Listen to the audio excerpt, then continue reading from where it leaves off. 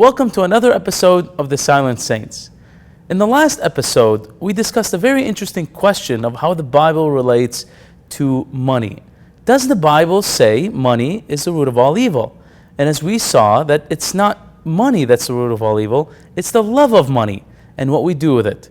And as we mentioned, we need to take care of the poor, we need to make sure we don't idolize anything, and just focus on God. And that's the idea, that money is really from God as a gift, as a blessing, and to be shared as however God wants it to be.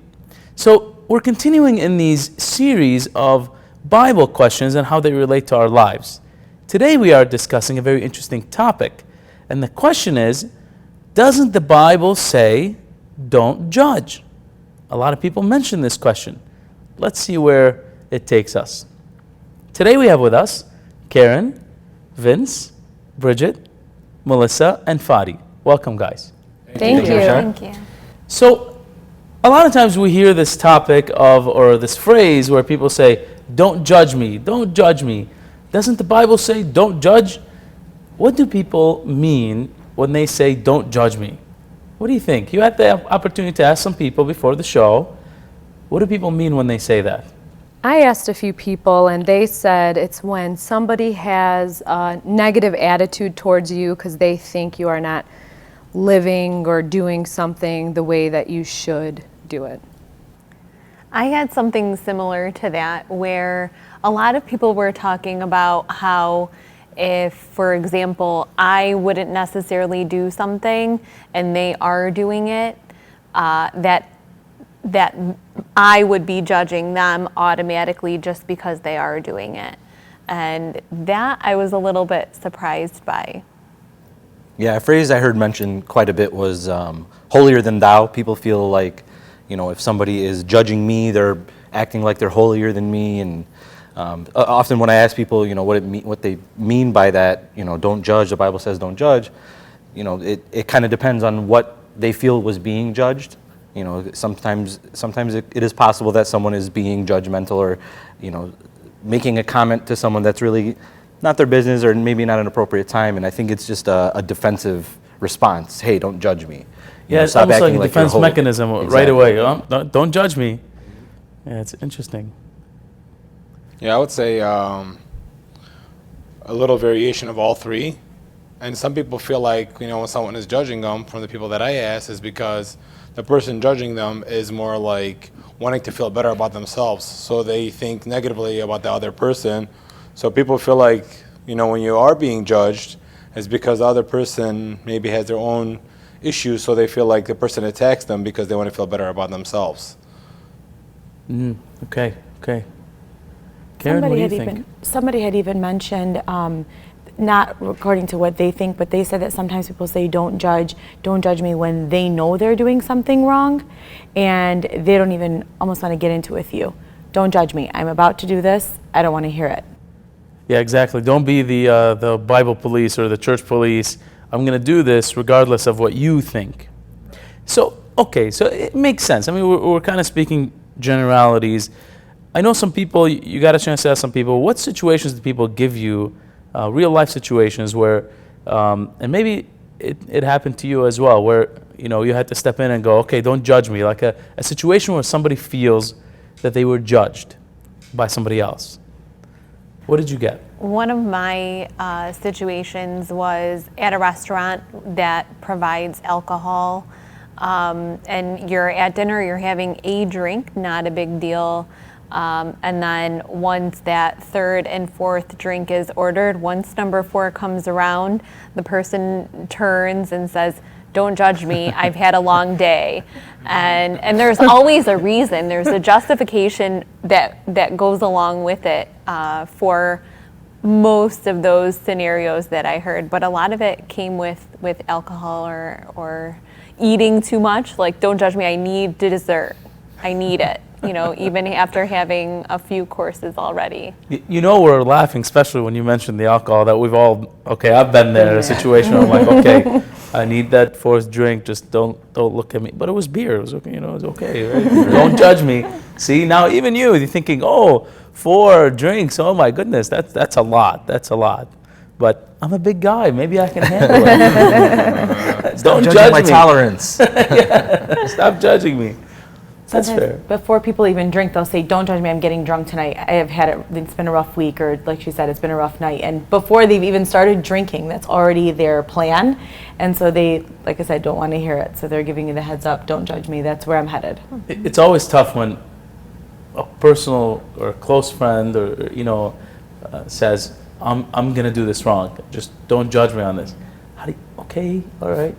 How do I step in? Yeah. Maybe that's what I call Fadi. Fadi, you're the church police. So I guess I wouldn't say that. I'm judging you. Another thing along the lines of that is if you're going to someone's gathering or a party or whatnot, and some people might not think the greatest of that person, you automatically tell your friends, "Don't judge me," because you might be okay with this person, but this is because they don't like that person, or the situation might be, "Why are you going?" Why are you going to this person's gathering if we all think this way of them? But in your mind, you think, well, I get along with this person. Why should I have a problem with them? Because you have a problem with them. So you automatically tell your friends, "Listen, I'm going here, but don't judge me," because you feel like you don't even want to hear from them because you will eventually. It's a good point. Very good point. Yeah. I'm with Yeah. you. It's happened to us a couple of times. Yeah. So it's one of those things that it's like you can't help being who you are, but other people want you to change to be who they are. And that's where the whole thing, when she was saying, it's kind of like what Bridget was saying, is, if you don't think the way I do, then, you're wrong. Yeah. Yeah. Have you guys ever been in a situation where a stranger told you, or maybe a coworker, and they meant it serious? Don't judge me. Like, you're judging me right now. Why are you judging me? Don't judge me. I have, and I felt in the moment that it was being said to put me in my place as a Catholic, saying, "Take a step back." The person was saying to me, "Take a step back. You're actually the one that's doing something wrong." And I didn't feel like I was judging the person. But that was their way of, they felt, getting me to stop and think and almost even let the situation go. It was almost to get them off the hook, to start to put the blame on me, and I may not have even necessarily been judgmental at the moment. So you said something to this person for what they were doing, and then they kind of turned it around on you. Yes. We both had the opportunity to do it, and the person was, and I wasn't going to, and then suddenly it was, "Well, don't judge me." I didn't even get the opportunity to judge or not judge a person. I just had made the decision for myself. And I got a "don't judge me," and it was, I felt that person's way of getting me, almost like putting me in check. Not only not taking the blame, but putting blame on me. Yeah. I had a situation, a similar situation, I think, at work, where somebody was just basically speaking about abortion, and they were saying, that they're for abortion, and of course they knew when to open the topic. It's when I kind of walk by situation, because they know that I'm more conservative, at least on that topic, definitely very conservative.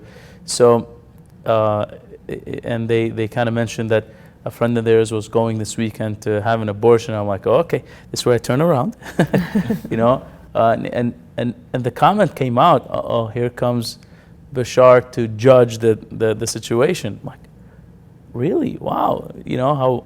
No, I just want to find out more. Maybe there's something we can do. Maybe that, I know a family who's dying to have a child.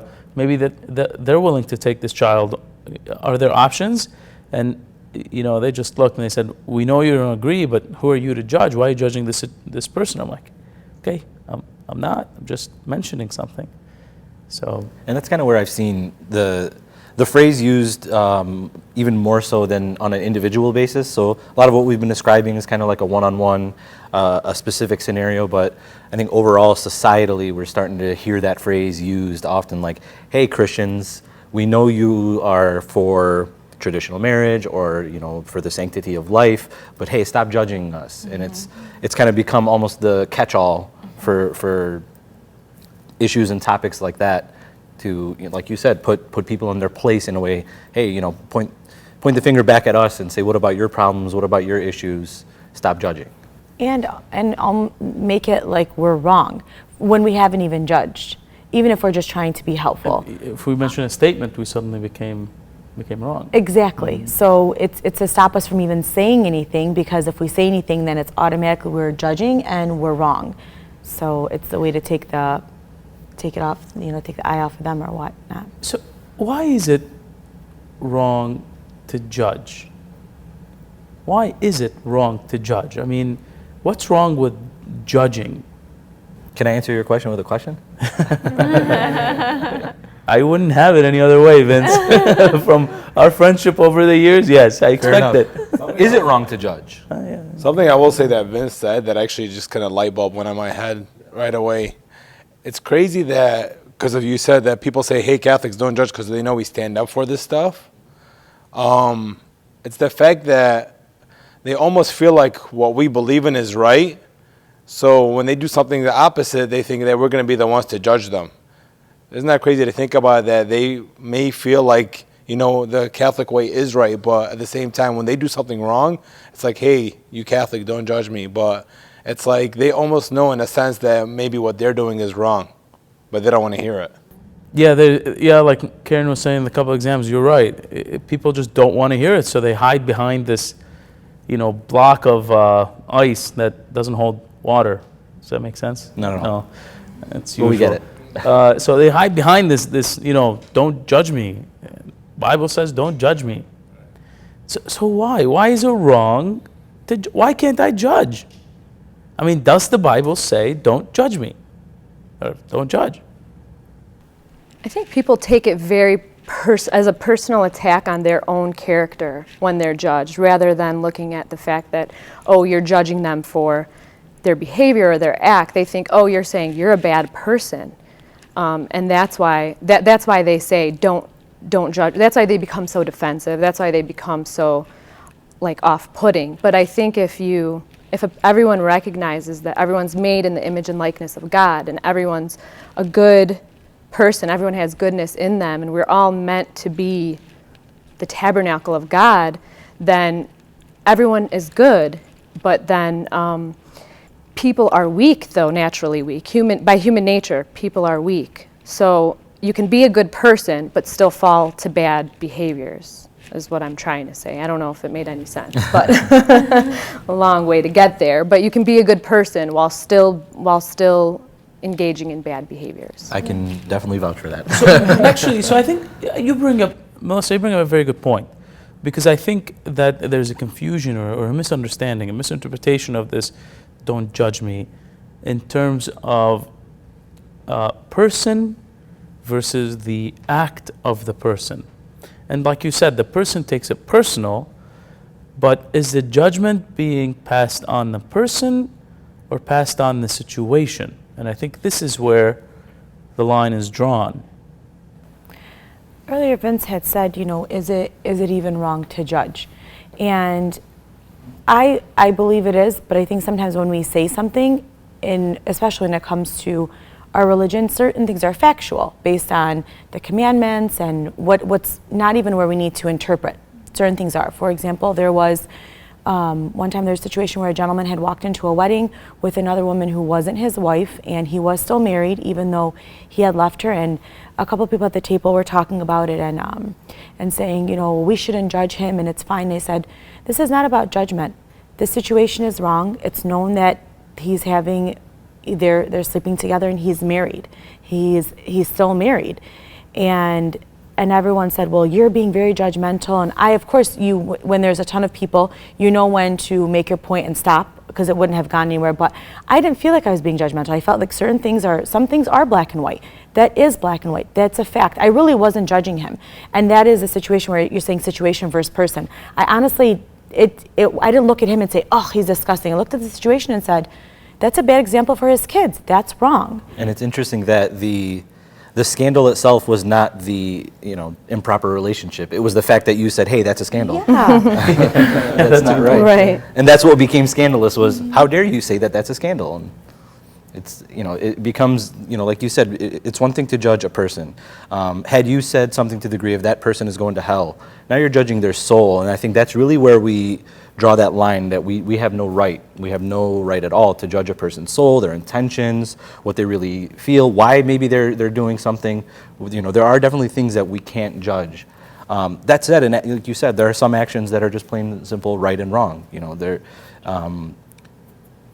to say to somebody, you know, the Holocaust was wrong. Well, you're being so judgmental. Why would you? It's like, no, it's not judgmental. It's wrong, right? That right is right and wrong is wrong. And there are certain things where we have to just acknowledge that reality. And it's not being judgmental and judging a person's soul, but there are actions and, you know, scandals and things that are just plain and simple right or wrong. And we have to acknowledge those things. It's like when a person has an addiction, you know, and they do so many wrong things. They might be an alcoholic. They might gamble. They might do certain things, and it affects the family so much, or it affects the person so much that you automatically judge this person, but we don't realize that, you know, he might really have a problem. So it's like, I can't go and judge this person or their family because who knows what drove them to the point that they're at, you know? And there's plenty of times in my life when I was younger that I got judged because, or I was judged, I should say, because I did plenty of things that weren't, you know, the best. And it took me a while for me to realize that, you know, I was putting myself in certain situations, but at the end of the day, you know, no one really knew where I was or what I was going through for them to make those accusations on what was going on in my life. Even though I knew it was wrong deep down inside, I didn't want to hear it. So at the end of the day, the person's going to have to make the change for themselves, and all we can do is try to help them. And that, you kind of reminded me of sometimes the attitude people have towards the poor. Sometimes people will look at the poor and say, you know, well, it's their fault that they're in this situation, or I don't want to help them because they're just going to go do drugs or get drunk. And that to me is, now you're judging a person, how they got to where they're at, what their intentions are, if you were going to help them, etc. And it is now doing drugs and getting drunk. Yes, we can say that that's wrong. There's nothing wrong with saying that that is wrong, but we can't judge the person for how they got there, why they're there, you know, what their intentions are, what pain they might have, what addictions they might have. We don't know any of those things. So it is important to hold them up, to say, you know, you're better than this, and out of love, help them and want them to be better than drug addiction or any other, you know, scenario that might come along with being homeless or poor. But doing it from a place of love and not from a place of judgment, not making us feel better about ourselves, like, oh, look at me, I'm not homeless, I'm better. No, I'm not. I'm struggling just as much as you're struggling. So it's important to not judge them in that way, but still challenge them to be better and help them be better and love them to be better. It is interesting. Oh, I'm sorry, Bridget, you were going to say something? No, I was just going to kind of confirm what he was saying, in the sense where that is a perfect example of a situation where you're judging a person, and it's not okay, and you should be judging a situation. And it does happen where, you know, you hear a person is, let's say, a political view or a political orientation, automatically, oh boy, here we go. Or, you know, different kind of thinking, it becomes stereotyping. So I think this is where now judging automatically plays into once a person has been stereotyped. So I think we're going in the right direction. Let's take a break. And when we come back, we're going to look at how stereotyping deals with judging, and what does the Bible say about judging, and what does the Bible mean? Stay with us.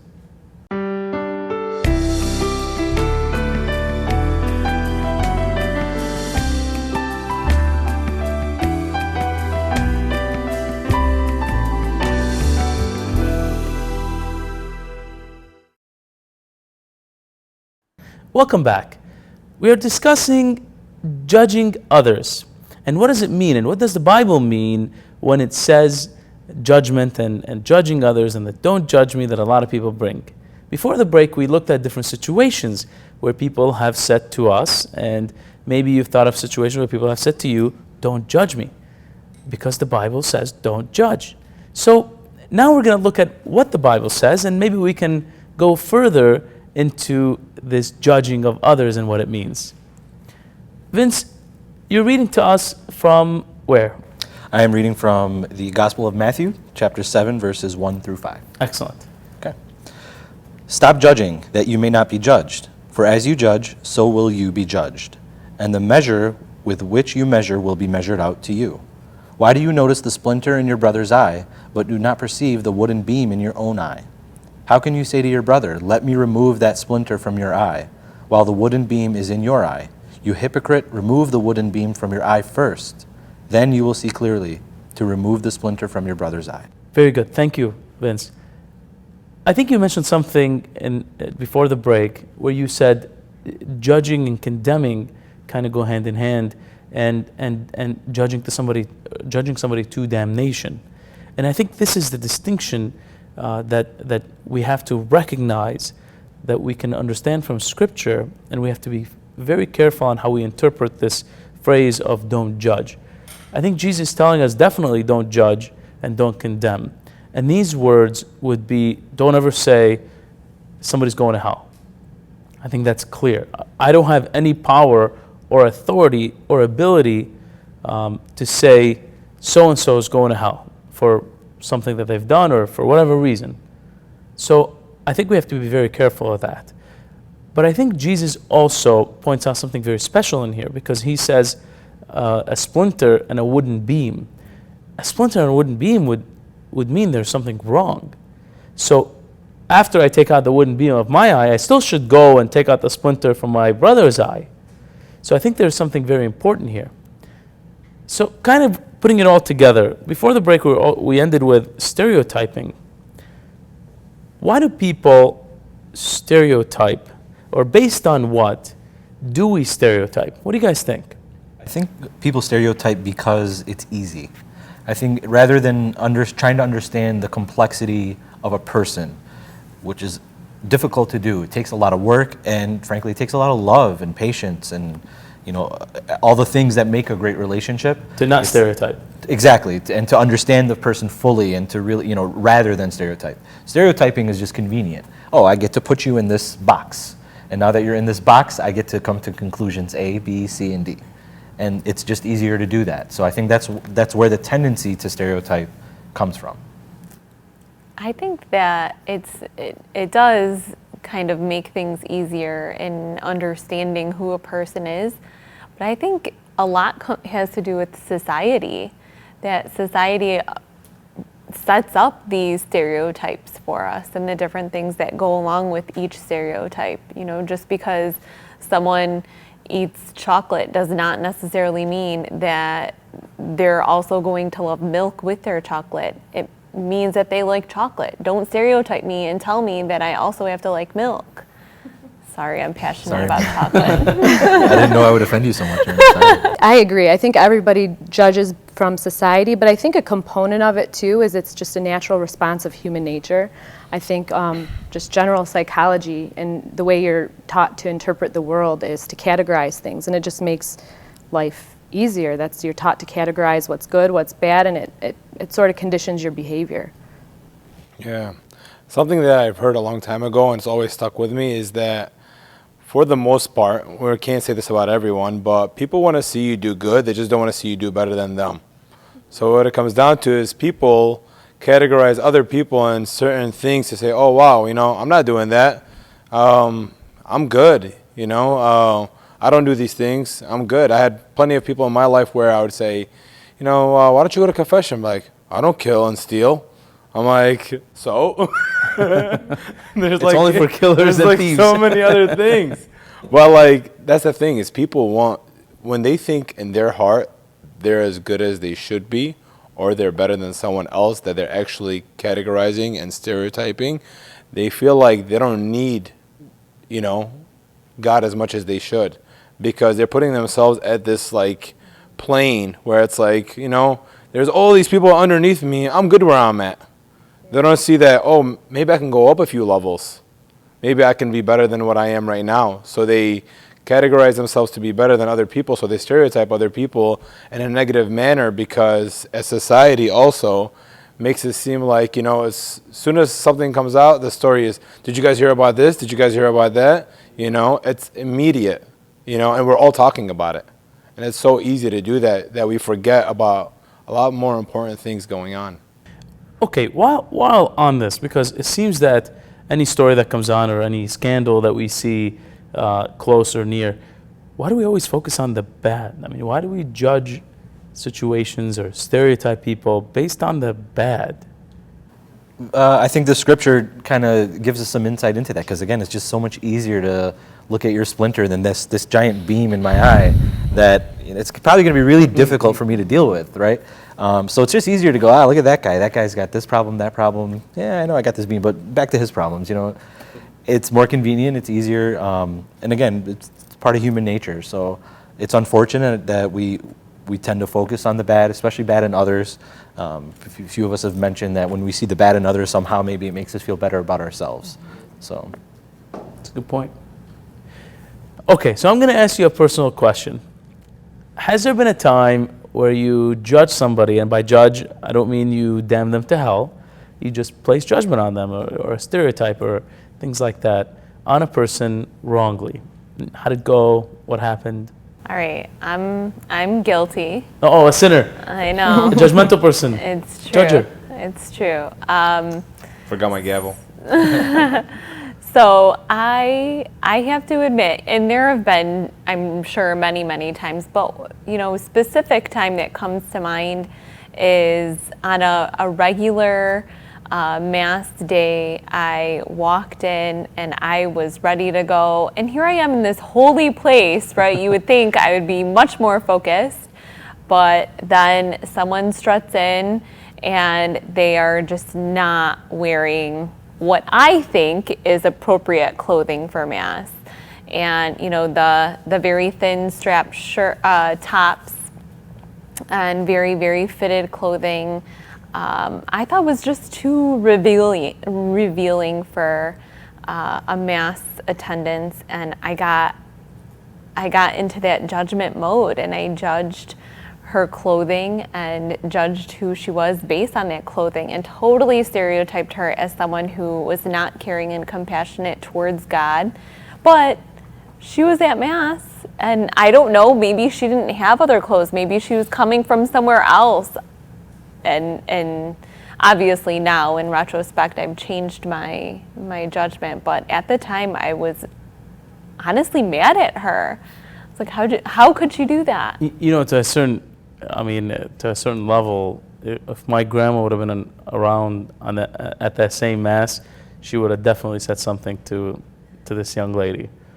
And I don't know, maybe they have more courage than us, or maybe because we've been this don't judge kind of situation. It's a good point. You don't know where she came from, but it could also be distracting to others. So that situation, I think, is a... It totally distracted me. Yeah, right. Exactly. Said, though, the fact that we can allow ourselves to become so judgmental might distract us to a point where we're now to our own detriment. Yes, there's something wrong at Mass, right? And there's a million things every Mass that one can point out. I don't like that song. I don't like the way that the priest is talking. I don't like the whatever, right? There's so many things that can, and in some cases, it could be someone is dressed immodestly, and that is not okay. That's wrong, right? Mm-hmm. And once we conclude that, then we need to move on and get back to the fact that, okay, but I'm here for Jesus Christ, not this person. Yes. So in that case, judging there can still be an excess of judgment there, and Good stereotyping. Good point. Okay, Vinny, you're next on the stand. So you know my one story when I judged wrongly. Oh boy. Yeah, exactly. So I don't know if you want me to tell. I thought this guy was going to be the best guy to work with. It was Bashar, for the record. But we work together, and anybody that ever worked with me knows I'm a different guy when where I work. Very much so. I have a little OCD, so if something is, you just gotta leave space, man. Yeah, I'm having like flashbacks now. Okay, we'll move on from it. Anybody else? I had a moment when I was younger where there was a guy at school that a lot of people just disliked, and I was new to the school. I got to meet the guy, and I kind of saw why people disliked him, because he was very obnoxious, very, made you just want to not be around the guy. So a lot of people would pick on him, and most of us didn't care, because we he deserves it, whatever. Come to find out later on, when I actually got to know the guy a little bit better, I got to know his family a little bit better. They had told me that, he was nothing like that. He had done some kind of a crazy drug where it literally did alter his mind. And he went from being a honor roll student to being this kid that, people picked on, and no one really knew him. Part of the reason he had switched schools is because it was hard for people to comprehend who he was, now who he is, and people didn't want to deal with that. So it made me feel really bad where, like I couldn't believe for that long, like who knows really what was going on in his mind because he wasn't all there. But most of us didn't know that. So we judged him really wrongly, and even me talking about it now gives me goosebumps because I feel so bad for like what had happened. But in that moment, it's like you felt like this person was doing this on purpose. And really, there was more to go. What's interesting to me about that story is it wasn't until you got to know him, right? And it kind of goes back to the idea that it takes love and patience and the time to work on a relationship, even if it's not a deep or a huge relationship, but just that small amount of time that you invested in that relationship allowed you some greater insight and showed you that maybe the judgment or the stereotype that we're casting on this person is not, not what it seems to be. Yeah, and it goes along with what you were saying. It's kind of like I had to grow in my own way because I had to break out of my shell. I wasn't the best when it came to, being friends with people. I was hard-headed, all that myself, but it took a while for me to realize that before I actually became friends with the guy or got to know him, or his family or his mom or things like that where, other people said, oh, well, he's hanging out with this guy. So then I became judged, which was funny because until they actually got to know him from me, then they all became friends with him, which was really weird because that's how it is. It's like when you bring someone into the crowd, the rest of the people are like, oh, maybe there's something more here. But it takes a lot for one person to actually say, okay. And I'm not saying I was that person. It just ended up being that way. When I was younger, I went to a Catholic school and it was a very small class. There was only one grade in each class, and there was a girl who, from 1st to 8th grade, was made fun of by the entire class, including me. And I never, at the time, it never clicked to me. And every time I think about it now, I get very emotional because I can't imagine like how scarred she was for life because she always came to school and she was always dirty. She even used to have ringworm often, and her clothes, she was always, even though you're wearing a uniform, you can tell when somebody's wearing the same thing every day. And it wasn't until, because for a while you forget about those people. It wasn't until I started working in the schools and realizing that those are the kids who are neglected and abused at home. And, as a kid, you make fun of them because you think it's them. That's not in her control. I didn't wash my clothes when I was that age. So now I make it a point, even though my kids are so young, to instill that in them that we cannot to judge or to make fun of somebody when we don't even know the situation. So I never did get to know her, and I didn't know what her situation was. But in my adulthood, it's very clear. There is no other way around it. She clearly was neglected and wasn't taken care of. And the worst part was she was adopted. Wow. And those are the kinds of parents that now in my career, those are the parents that I report. And nobody did that for her all those years because we were too busy making fun of her to even figure out what was going on and why she was why she was wearing the same thing. Nobody. In my adult life, I came across a priest a couple times who, I sat at Mass and the priest was giving a homily, and it seemed the homilies made the priest seem like angry, and he was speaking slower than normal. So I'm thinking, okay, haven't you ever taken a class on how to give homilies? In my head, I mean, look at how, not that I know any better, but imagine, look how the sin goes. And later on, in talking to people and kind of saying, what kind of homily was this? And they said it was the best homily they've ever heard. And I'm thinking, were we sitting in the same Mass? What do we, But then they said, you probably don't know, but this priest was actually beaten up back home defending Christians. And, he was hit over the head. I mean, he was beaten in so many ways. And I'm like, oh my gosh. If I would have just paid attention to the words that he was saying instead of the delivery and how he represented himself, looking back, I probably would think that was one of the best homilies I ever heard in my life. If I would just change the perceptions of, intellectual versus reality. It's just awful. I guess we put ourselves in these situations and where we judge others, but in reality, and I think, Vinny, like you're saying, it takes love, it takes compassion, and I think it even takes first an open mind to kind of take that first step onto it. Good, very good. So we're going to take a break, and when we come back, we're going to look at how maybe we can separate situations from the people, and how to deliver a message, how to, after taking the log out of our eyes, how do we get the splinter out of our brother or sister's eye? Stay with us.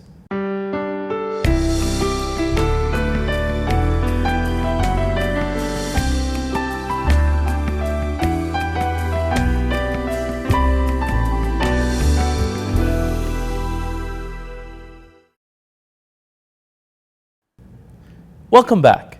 Before the break, we looked at what Jesus said and the phrase that a lot of people use of the judging. We also gave examples of the judgment. Now let's look at how we can solve the situation when somebody comes and says, "Don't judge me." So guys, okay, we looked at several examples. Now the big question is, how can we answer somebody, or should we even answer somebody in a situation where they say, "Don't judge me"? I think it's important to answer them. I think that if we just, when they say don't judge me and we just let it go, then the devil has won, because the wrong act has gone without being addressed. So it's not about judging the person, it's about judging the situation and the way that we approach it. We have to be careful not to insult anyone and to not come off with the holier than thou attitude, because nobody's better than the other. We all have our own sins, we all have our own flaws. But I do feel it should be addressed. It's very easy when we hear that to shut down because we don't want to seem judgmental. But then how is anything ever going to change? So how do we do it? How do we approach someone that we clearly see they're doing wrong?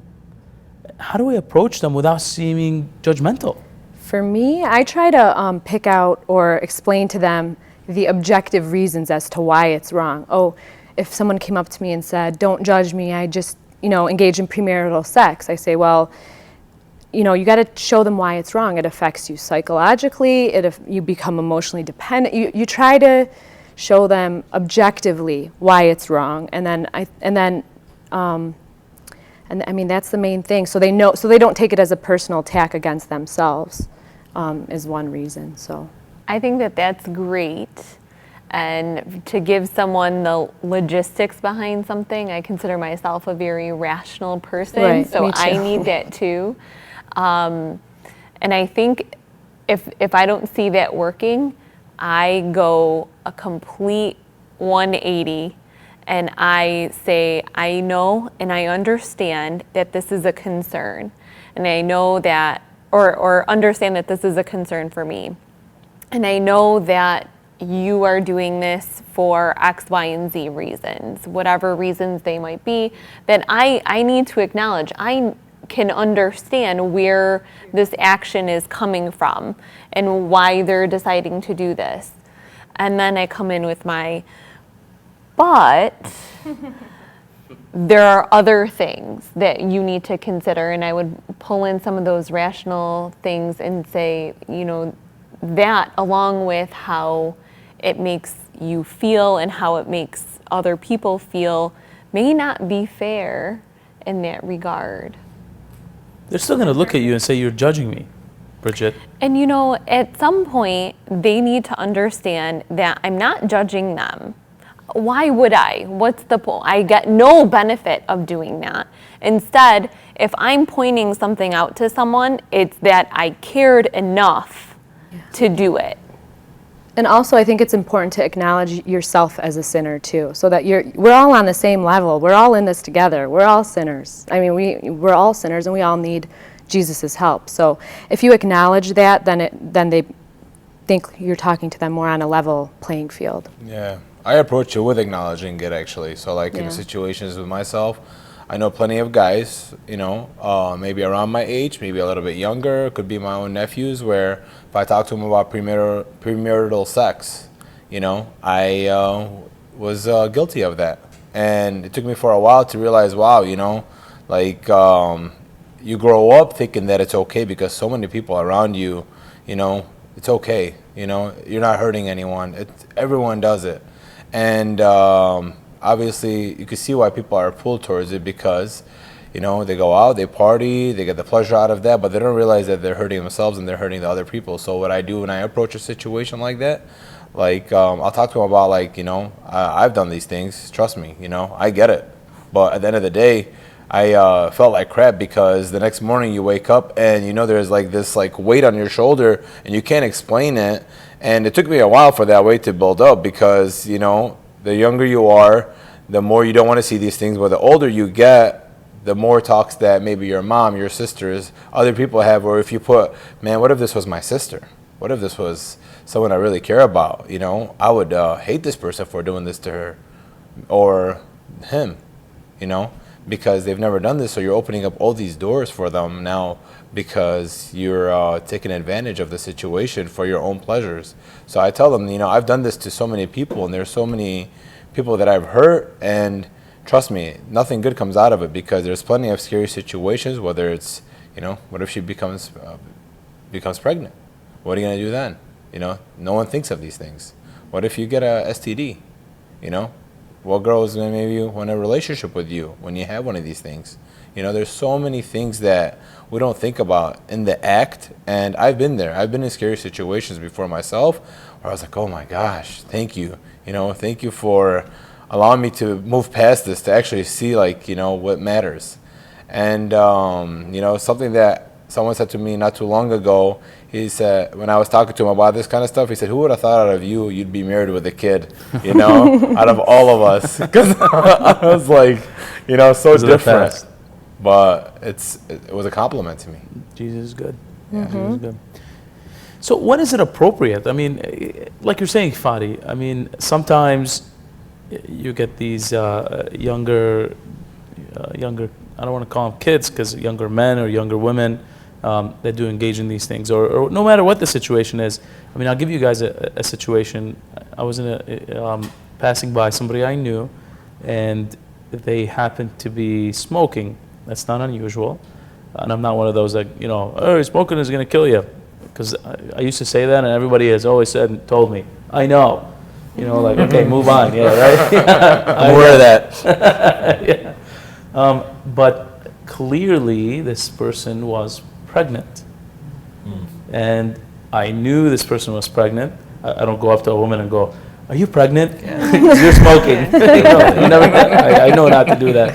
That's a different lesson I learned a long time ago.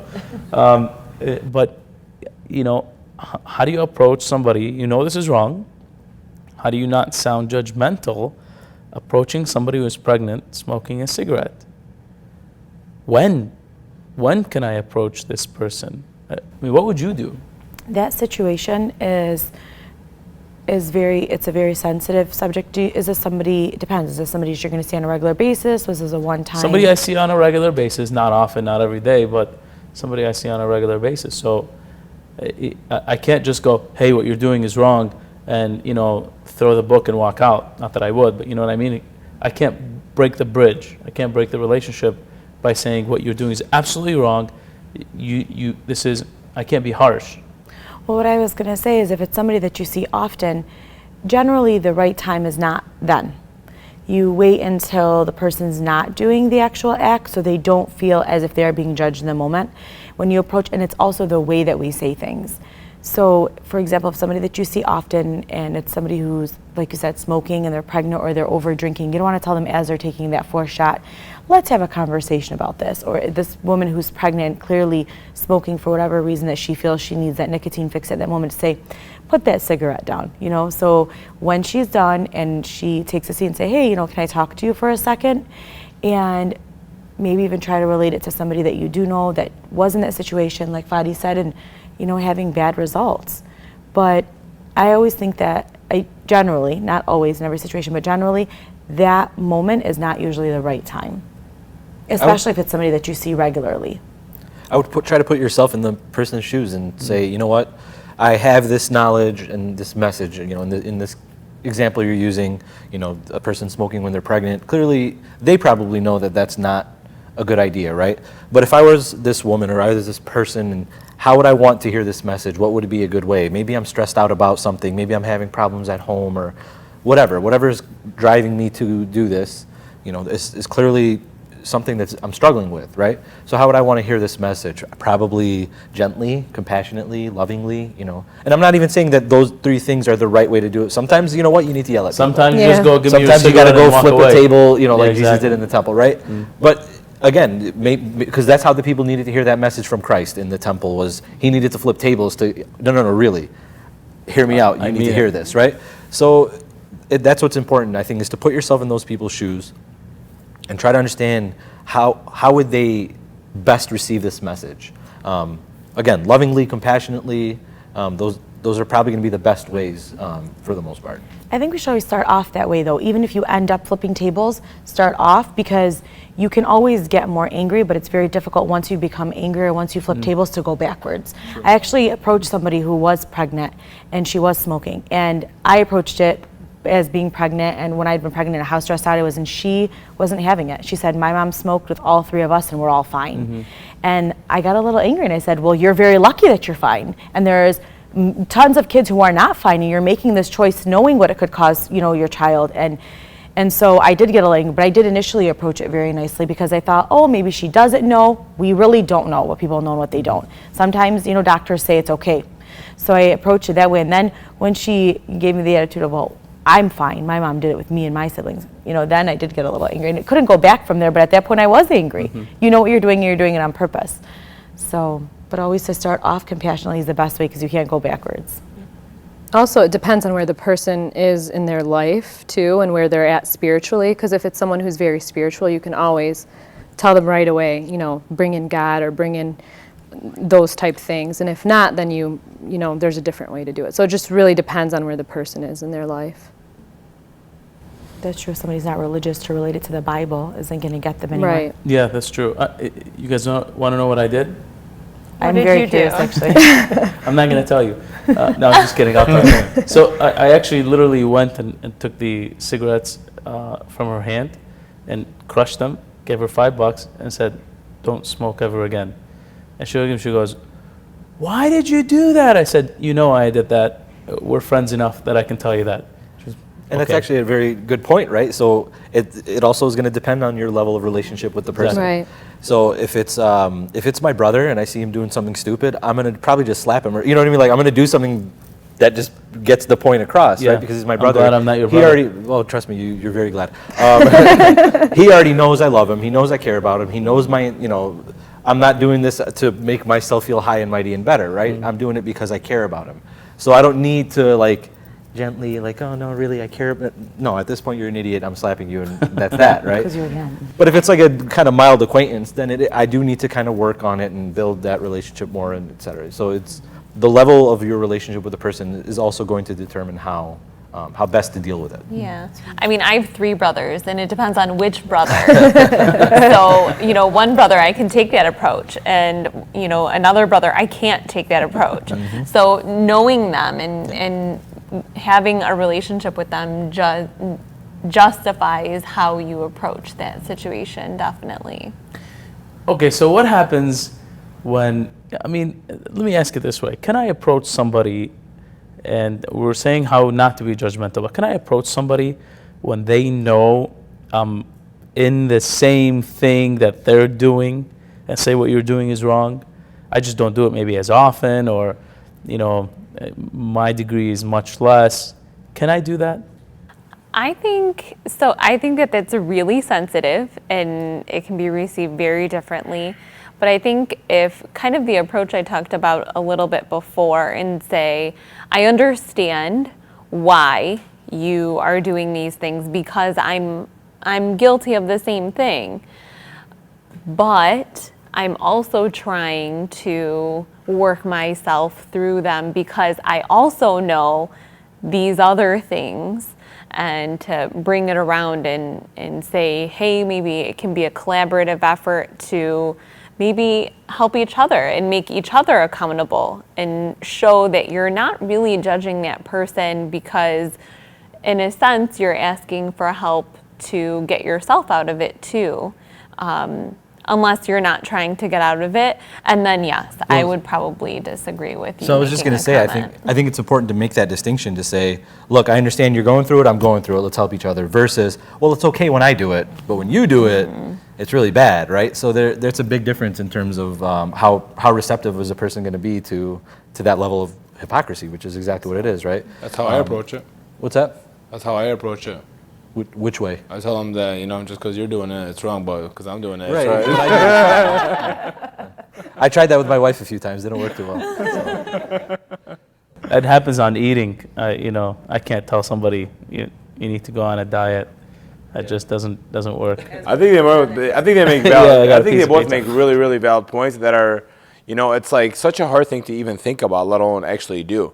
It's kind of like that thing, like, all right, I'm gonna, get the power to do this. All right, I'm going in, and then you're like, hold on, I gotta think about it for one more second. It's like one of those things that you want to do, but it's so hard to get yourself to actually do it, because when you're guilty of something, you feel like, man, how am I gonna tell this person to fix things about their lives, when I know I wake up in the morning thinking, man, I need to fix this about my life.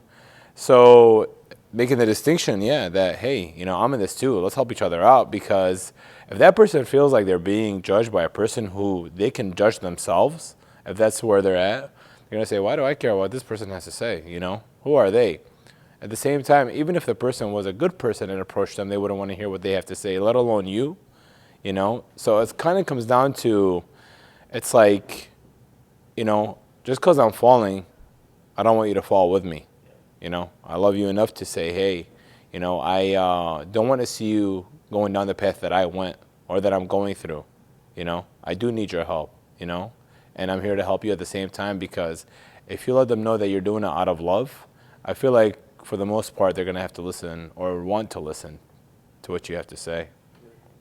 So maybe what we can do, if you can give an advice to someone who's watching, maybe they're in a situation, we all know the situation where somebody comes up to us and say, hey, you're a sinner too, leave me alone. Who are you to judge? Don't judge me. How can they approach? How can they get this situation resolved? Maybe it's somebody that it's a loved one, or maybe somebody who's a friend, or maybe somebody who's close, or maybe a coworker, or maybe a general stranger. What advice can you give to someone watching that can help them out in a situation of judging others and not judging? What would you tell them? Well, I would say that the most important thing is to make sure to approach all of these situations lovingly, caringly, and with the goal in mind, right? So the goal is always Jesus Christ. We always want to draw people closer to Jesus Christ. We want to draw ourselves closer to Jesus Christ. So to judge a action or a situation is not only okay, it's important. We have to use our better judgment and our prudence to be able to determine what is right and what is wrong. The reason we have a formed conscience and we continue to try to form our consciences is so that we can judge appropriately and make the best decisions that we can make. That said, we're never in a position to condemn or to belittle others and to make such a big deal out of those splinters in other people's eyes when we have so many of our own beams that we have to deal with. So deal with your beams, deal with those things. And I know that I am constantly working on that and trying to make sure that I'm making myself better, right? And through that, people will hopefully follow that example, see that lead, and then see that I care enough about them when I am talking to them about a situation that might be difficult. So through love, through compassion, through striving to be holy, you'll be able to help people grow closer to Jesus Christ without them thinking that you're judging them. My advice would piggyback off of what Vince was saying and the way that you would approach it, but also to verbally acknowledge that you are a sinner and that we do know that we are not perfect and we are not being judgmental. We are, like Vince said, judging the situation, and we just want to do everything for Christ and to lead us towards Him and to lead them towards Him. And that's our goal. Yeah, I would definitely suggest that you try to understand who the person is and at least understand where they're coming from and state that, because no one can read your mind. If you're saying that, yes, I understand where you're coming from, give an example of how you know that, so that when you go into whatever it is that's going on, you at least can explain some element of understanding for why they're doing what they're doing. I would say always leave with a message of hope, because you're never too sinful or you've never gone too far, because Jesus did come and He did save us all. So I would remind the person that you're never too bad. The greater, they say, I don't know which verse it is, but the more the sin abounds, the greater the grace abounds. So if you just remember that, and that Jesus can always renew you. And so I would leave with a message of hope. I would say we are all one. You, me, Bashar, Bridget, it doesn't matter who the person is. We're all human beings, we're all weak, we all fall. We have the power to actually give a positive message to other people instead of actually looking at them in a negative manner, because it's not going to do anything for them. If anything, it's like you're almost deteriorating yourself from the inside, because you're becoming less of what you could be than actually helping that person becoming more of what they could be. You're judging them on a thing that you've probably done yourself, but no one knows about. I've been there where I've judged other people, thought I was better than anyone else around me, as long as I wasn't killing or, raping or this and that, no matter what, that I was being a good person. But all in all, what it comes down to is that we all, have something inside of us telling us this is wrong, and that's Jesus. It's, do unto your neighbors as you would do unto yourself. And when it comes down to that, is that you want to be the best person you can be. And you have the power to do that, And it took me a while to see that, but I still have more to go. And I fall, randomly. But you got to pick yourself back up and say, I'm going to help other people get to where I'm at. Thank you. The only thing I would add to what you guys are saying, everything you're saying is perfect. The only thing I would say is don't be afraid to say the right thing, even though people may consider it as judgment. Go ahead and say it anyway. And fix yourself. There's nothing wrong with fixing myself. And that being said, to be open to taking a message and to be open to taking criticisms so that I can move forward. So don't be afraid. Say the truth. Stand for what is right. Don't judge, but it's okay to help somebody in a situation where the situation may need to be judged. Nothing wrong with that. That being said, I think we can close this topic. Next time we get together, we're going to talk about another topic of biblical misconceptions. It's a very, very special topic. Does the Bible say sex is a sin? It's a very sensitive topic but to many people, and it's very interesting to bring up and how to discuss such a topic with whether it's a younger generation, older generation, married, unmarried. We're going to see some different venues of that topic and how it relates to our society today and in the future. So stay with us. Thank you for watching, and pushu bishlama and alaha umochun.